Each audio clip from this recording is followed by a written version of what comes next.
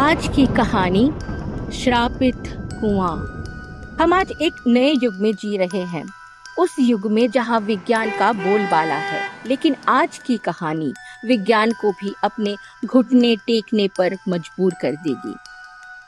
हर गांव, हर शहर में कहीं ना कहीं कुछ जगह ऐसी भी होती है जिनका पता लगाने में विज्ञान भी असमर्थ होता है। ये वो चीजें होती है जो अपनी मौजूदगी का एहसास तो करा देती है, लेकिन इंसान के लिए इन्हें समझना थोड़ा कठिन है। ये कहानी है मधुबन गांव के रहने वाले योगेश की, जो पटना में नौकरी करता है। बचपन में माँ बाप के गुजर जाने के बाद योगेश मधुबन को छोड़कर पटना में रहने वाली अपनी मौसी के घर आ गया और यहीं रहने लगा। आज योगेश करीब 16 साल बाद अपने परिवार के लोगों से मिलने के लिए अपने गांव मधुबन जा रहा था। करीब रात के 9 बज रहे थे और योगेश बस स्टॉप से पैदल पैदल अपने गांव की ओर जा रहा था। जिस रास्ते से वो जा रहा था वह रास्ता जंगल के बीचों बीच एक पगडंडी जैसा था, जिससे गांव वाले भी जाते थे। उसी रास्ते में आगे चलकर एक कुआं आता है जो पूरी तरह वीरान था।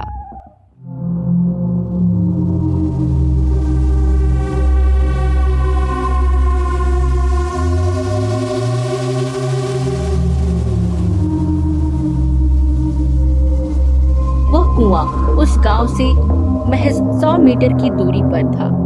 हमेशा से इस कुएं के बारे में कुछ न कुछ ऐसा बोला जाता था कि ये भूतिया कुआं है।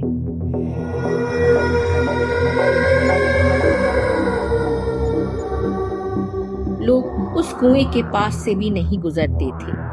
कोई नहीं जानता था ये कुआं किसने और कब बनाया। ये हमेशा से यहाँ मौजूद था। चलते चलते जैसे ही योगेश कुएं के पास से गुजर रहा था, उसने देखा कि कोई औरत वहीं पास में एक पेड़ के नीचे लकड़ियां इकट्ठा कर रही है। योगेश इस सोच में पड़ गया कि इतनी रात को लकड़ियां कौन इकट्ठा कर रहा है, जबकि अब पूरे गांव में सन्नाटा पसर चुका है। गांव में अब सोने का समय हो चुका है। योगेश न चाहते हुए भी उससे पूछ बैठता है, कौन है आप? इतनी रात को आप यहाँ क्या कर रहे हैं? तभी वो औरत योगेश की ओर देखती है। उसका चेहरा देखते ही योगेश उससे कहता है, अरे ताई, आप इतनी रात गए? तभी वो औरत योगेश से कहती है, बेटा, तुम्हारे ताऊ भी इधर ही पास में है। ये कहकर वो औरत कुएं की तरफ इशारा करती है। योगेश भी उस ओर देखता है। तभी उसको कुएं से आवाज सुनाई पड़ती, मेरे पास आओ, मेरे पास आओ। ये सुनकर योगेश जैसे ही कुएं के पास पहुंचता है और जैसे ही उसमें झांक कर देखता है तो उसके होश उड़ जाते हैं और वो डर से कांपने लगता है, क्योंकि कुएं में एक लाश पड़ी हुई थी और वो लाश किसी और की नहीं बल्कि उसकी ताई की थी, जिससे कुछ पल पहले योगेश ने बात की थी। और क्या ये कोई भ्रम तो नहीं? इस बात की पुष्टि के लिए योगेश जैसे ही पीछे की तरफ मुड़ता है, वहाँ एक डरावनी चुड़ैल सामने खड़ी होती है और योगेश को देखकर मुस्कुराने लगती है। योगेश बेहोश होकर वहीं गिर जाता है। रात करीब 3 बजे जब उसे होश आता है तो वो उठता है। वो पूरी तरह पागल हो चुका है। जैसे ही सुबह होती है वो गांव की ओर चला जाता है और चलते चलते वो बस एक ही बात बार बार बोल रहा था, मेरे पास आओ, मेरे पास आओ, मेरे पास आओ, मेरे पास आओ, मेरे पास आओ, मेरे पास आओ, मेरे पास आओ। उसके परिवार वाले योगेश की ऐसी हालत देखकर बहुत घबरा जाते हैं। वो गांव में रहने वाले एक तांत्रिक को वहां बुलाते हैं। तांत्रिक देखकर समझ जाता है कि योगेश कुएं में रहने वाली उस बुरी आत्मा के चंगुल में फंस चुका है। ये एक बिगड़ी हुई और बहुत ताकतवर आत्मा है जिसने न जाने कितने सालों तक इंतजार किया है।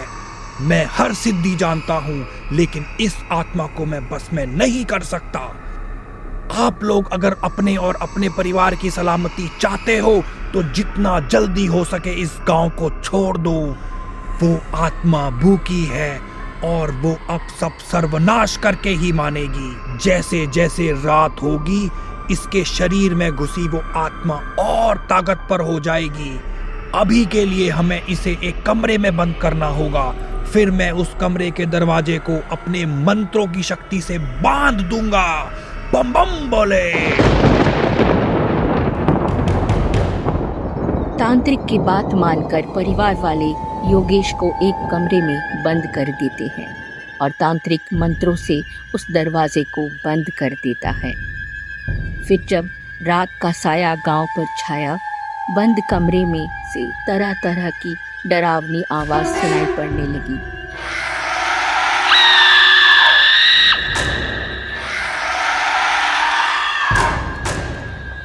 पूरे गांव में डर का माहौल छा गया। लोगों को समझ आ गया था कि तांत्रिक ने सही बोला था। जैसे तैसे करके वो रात बीत गई और सुबह का सूरज निकलते ही आनन फानन में हर कोई अपनी और अपनों की सलामती के लिए गांव को छोड़ने का मन बना लेता है। देखते ही देखते पूरा गांव वहां से चला जाता है। योगेश उसी कमरे में बंद रहा और उसका क्या हुआ कोई नहीं जानता। उस कुएं ने पूरे गांव के लोगों के मन में इतना खौफ भर दिया था कि कोई उस कुएं का नाम भी नहीं लेना चाहता। आज भी वह कुआं वहां मौजूद है, लेकिन उसकी दहशत की कहानियां हर किसी के मन में आज भी डर पैदा कर देती है। लोगों का मानना है कि वो कुआं आज भी इंतजार कर रहा है अपने अगले शिकार का। वहां आज भी रात के समय एक आवाज गूंज उठती है, मेरे पास आओ, मेरे पास आओ, मेरे पास आओ।